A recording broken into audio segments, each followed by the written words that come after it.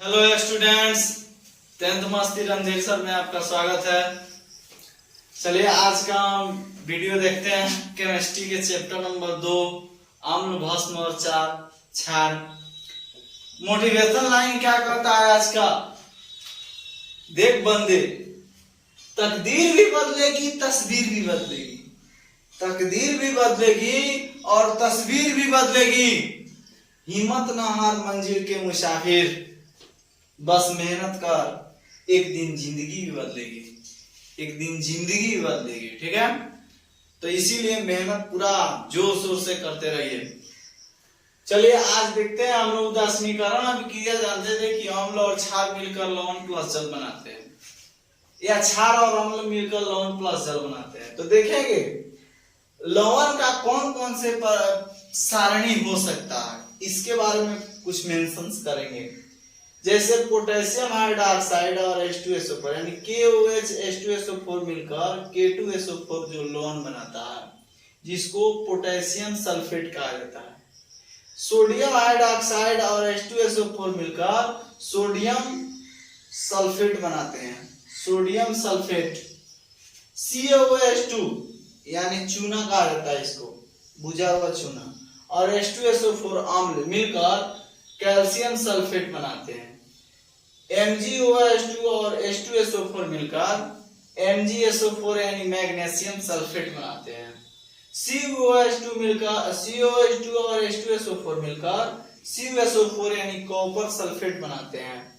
Sodium hydroxide और HCl मिलकर sodium chloride बनाते हैं। सोडियम हाइड्रोक्साइड और H2CO3 में यानी कार्बोनिक अम्ल मिलकर Na2CO3 यानी सोडियम कार्बोनेट बनाते हैं। NH4OH होगा, यहाँ NH4OH अमोनियम हाइड्रोक्साइड और हाइड्रोक्लोरिक अम्ल मिलकर अमोनियम क्लोराइड बनाते हैं।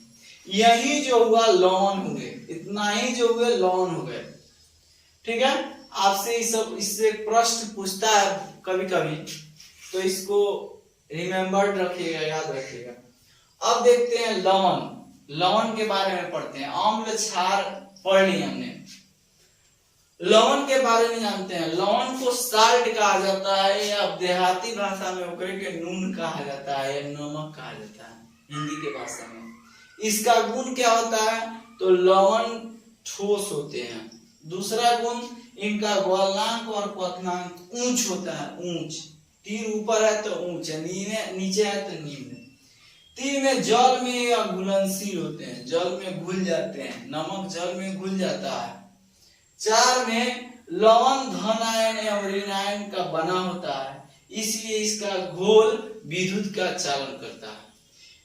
क्वेश्चन पूछ सकता है कि आश्रित जल विद्युत का चालन क्यों नहीं करते हैं, और नमक वाले जल का घोल विद्युत का चालन क्यों करता है? तो आश्रित जल में किसी प्रकार की अशुद्धियां नहीं पाई जाती है, यानी उसको जब विद्युत प्रवाहित किया जाता है तो उस पे धन आयन या ऋण आयन नहीं बनते हैं, इसीलिए आश्रित जल में करंट फ्लो नहीं होता है, विद्युत धारा प्रवाहित नहीं होती है। और अशुद्ध जल जैसे नमक का घोल में करेंगे तो नमक जो होता है धन आयन और ऋण आयन बना देता है, इसीलिए तो जो धन आयन या ऋण आयन बनाएगा उसी में करंट, मैंने जिस घोल में धन आयन और ऋण आयन बनाते हैं उस घोल में करंट प्रवाहित होते हैं, विद्युत धारा प्रवाहित होते हैं। तो यह प्रश्न पूछता है कि आश्रित जल में विद्युत धारा क्यों नहीं प्रवाहित होता? तो आश्रित जल में विद्युत धारा प्रवाहित इसलिए नहीं होता क्योंकि उसमें आयन का चेंजिंग नहीं होता है, यानी आयन नहीं बन पाते हैं। ठीक है ना। लेकिन जलीय घोल जो नमक का होगा उसमें करंट फ्लो हो जाता है, विद्युत का चालन हो जाता है, क्योंकि उसमें धन आयन यानी सोडियम पर धन आयन और क्लोरीन पर माइनस यानी ऋण आयन बन जाता है। ठीक है, अगला देखते हैं लवण परिवार। लवण परिवार जो होता है आयनिक यौगिक होता है। आयनिक यौगिक का मतलब कटायन या एनायन। कटायन का मतलब धन आयन, आयन का मतलब ऋण आयन, यानी धन आयन और ऋण आयन से संलिप्त होते हैं लवण परिवार। यानी एक ऊपर प्लस चार्ज होता है, एक ऊपर माइनस चार्ज। जैसे सोडियम क्लोराइड जो होता है NaCl, सोडियम पर प्लस और क्लोरीन पर माइनस चार्ज होते हैं। समान आयनों वाले लवणों को लवण का परिवार कहा जाता है। समान आयनों वाले लवण को लवण का परिवार कहा जाता है। लवण परिवार को 4 सारणी में बांटा जा सकता है। सबसे पहला होता है सल्फेट लवण। देख रहे हैं इसमें SO4 वाला आया है, तो SO4 जहां आता है उसको सल्फेट लवण कहा जाता है। ठीक है ना, SO4 बहुत आया है SO4, तो सल्फेट आयन जो होगा, सल्फेट लवण जो होगा K2SO4, Na2SO4, CaSO4 यानी potassium sulphate, sodium sulphate, calcium sulphate, magnesium sulphate, copper sulphate, यह सल्फेट लवण को दर्शाते हैं। क्लोराइड लवण, कोई कहता है लवण का प्रकार बताइए तो यही बोल दो, potassium sulphate, sodium sulphate, calcium sulphate, magnesium sulphate, sodium chloride, ammonium chloride.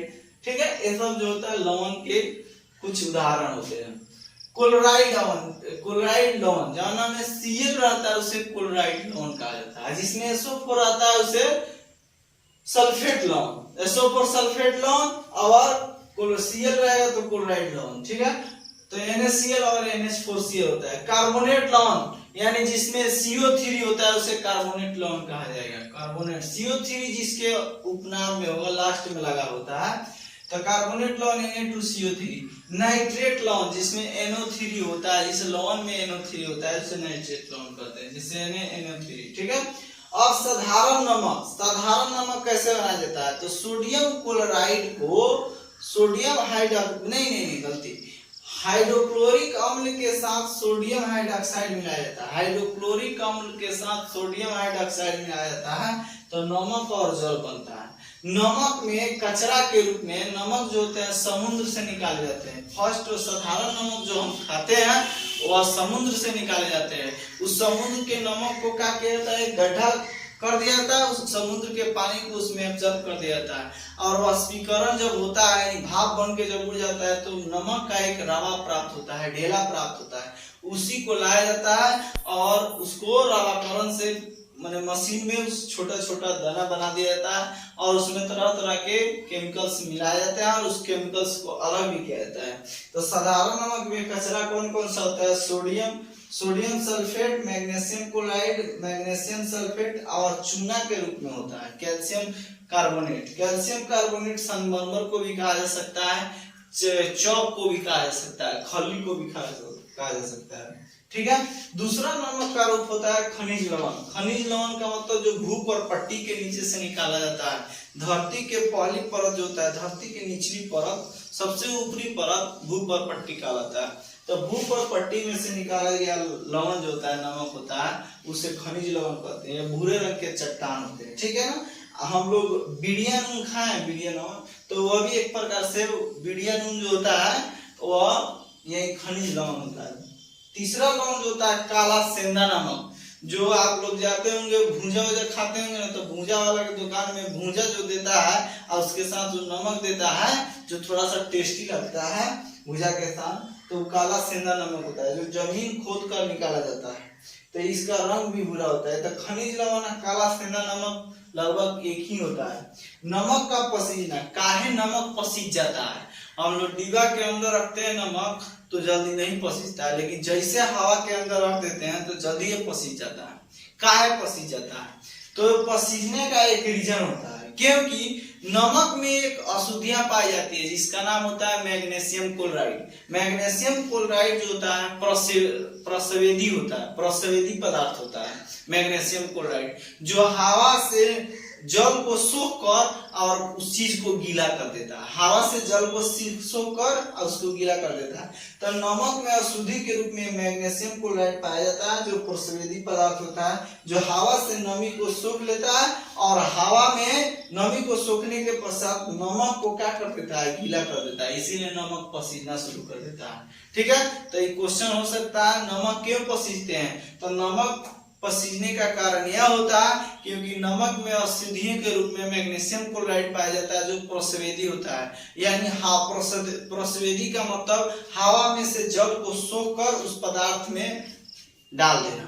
ठीक है, अब हम समझते हैं पहले जमाने के लोग नमक जो खाते थे उनको घेंगा रोग बहुत ज्यादा होता था। घेंगा रोग, यहाँ गला के पास, जिसको गलगंड रोग भी कहा जाता है। ठीक है ना, या ग्वाटर रोग भी कहा जाता है। यहाँ घेंगा रोग हो जाता था, बड़ा बड़ा हो जाता था, मुंह में बहुत ज्यादा बेढब दिखाई देने लगता था। काहे दिखाई देने लगता था? क्योंकि उस समय नमक जो होते थे आयोडीन युक्त नहीं होते थे। नमक में पोटेशियम आयोडाइड जब मिला दिया जाता है, यानी KiO3 या Ki, यानी आयोडीन की मात्रा जब डाल दिया जाता है तो उसे आयोडीन युक्त नमक कहा जाता है। आप लोग प्रचार में भी सुने होंगे, बाबा का हर्बल आयोडीन युक्त नमक। तो नमक में आयोडीन डाला जाता है, जिसके वजह से आयोडीन खाने से हमें घेंगा रोग नहीं होता है, ठीक है। या आयोडीन के कमी से घेंगा रोग या ग्वाटर रोग होते हैं या गलगंड रोग होते हैं।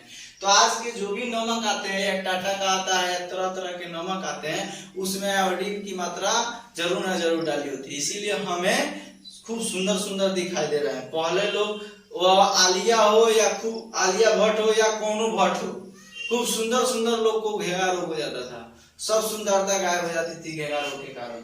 अब चलते हैं, पढ़ते हैं एंटासिड। एंटासिड जो होता है उसे प्रतिअम्ल कहते हैं। हम बताए थे कि जब हमारे पेट में जब अम्ल की मात्रा ज्यादा बढ़ जाती है तो क्या होता है, हमारा पेट दर्द करने लगता है, या खाना तो पच जाता है लेकिन दर्द भी करने लगता है, जिसके वजह से कभी कभी क्या होता है, अम्लीयता कम हो जाती है तो अपच हो जाता है, ज्यादा हो जाती है तो पेट दर्द करने लगता है। तो उसके लिए जो हम दवाई खाते हैं, उस पेट दर्द खत्म करने के लिए उस दवाई के रूप में क्या लेते हैं, इनो लेते हैं। या कभी कभी हमारे पेट में गैस बन जाते हैं। गैस क्यों बन जाते हैं? वही अम्लीयता बढ़ जाती है।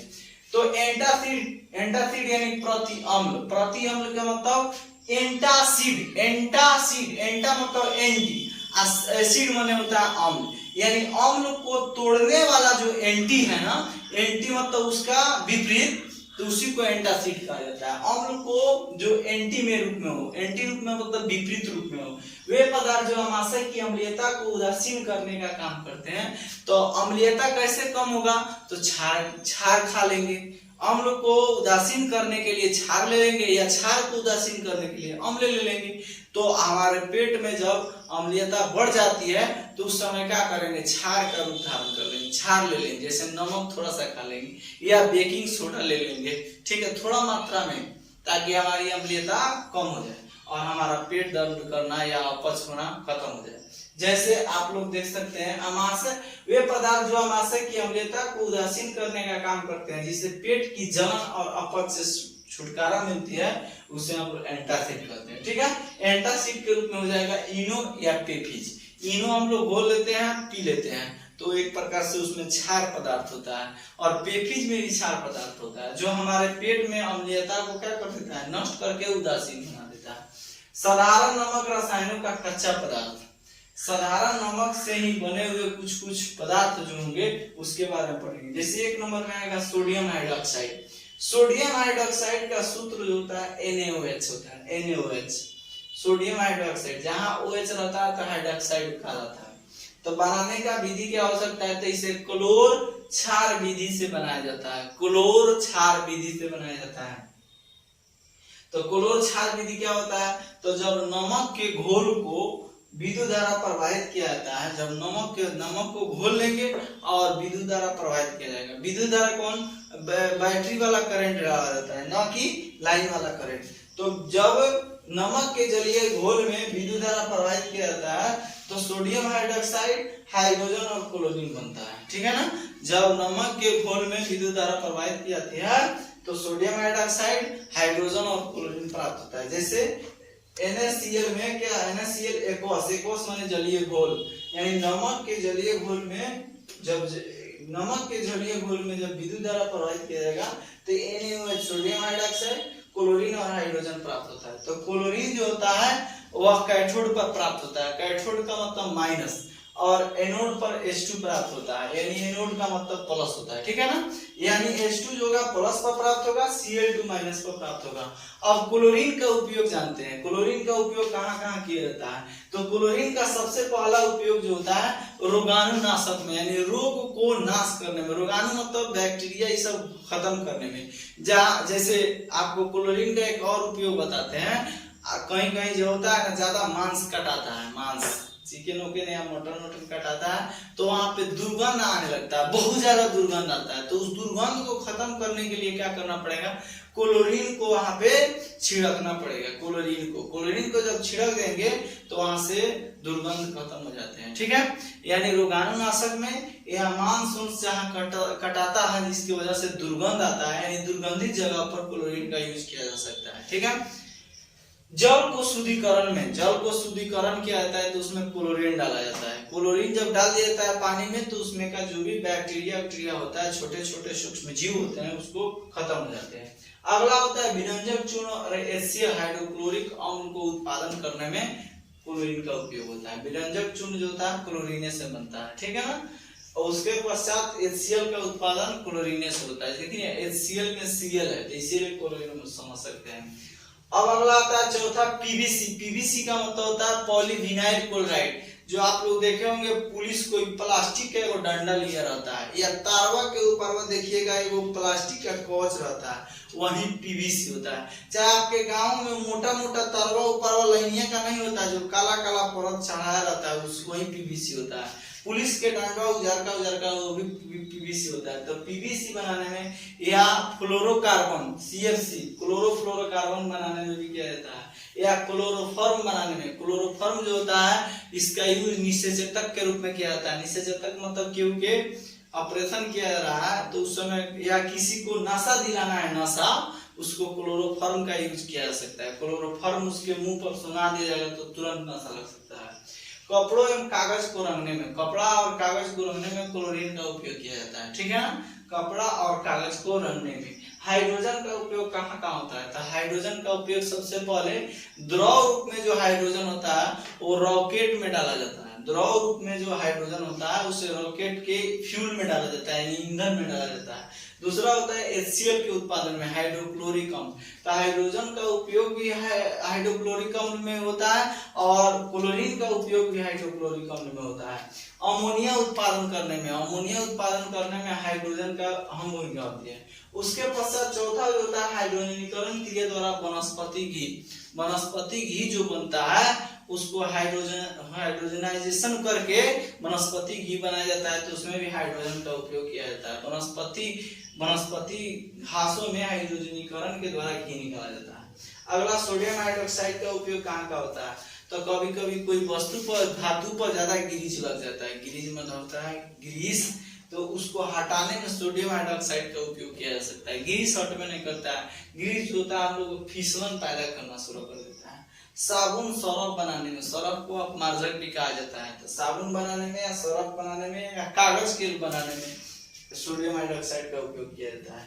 उसके पश्चात कृत्रिम फाइबर, कृत्रिम फाइबर जो होता है या कृत्रिम वस्त्र में हो जाएगा सिंथेटिक कपड़ा जो आज के मॉडर्न युग में आ रहे हैं, सिंथेटिक कपड़ा, उसको बनाने में, एक्रिलिक बनाने में भी कृत्रिम वस्त्र के रूप में लिया जाता है, या रेशा बनाने में, कृत्रिम फाइबर बनाने में, कृत्रिम वस्त्र बनाने में सोडियम हाइड्रोक्साइड का उपयोग किया जाता है। बॉक्साइड अयस्क को शुद्धिकरण करने में, बॉक्साइड अयस्क को शुद्ध करने में सोडियम हाइड्रोक्साइड का प्रयोग किया जाता है। ठीक है, इतना ही तक रहने देते हैं, मिलते हैं नए स्लॉट में, अगले स्लॉट में, नेक्स्ट स्लॉट में। तब तक के लिए थैंक्स।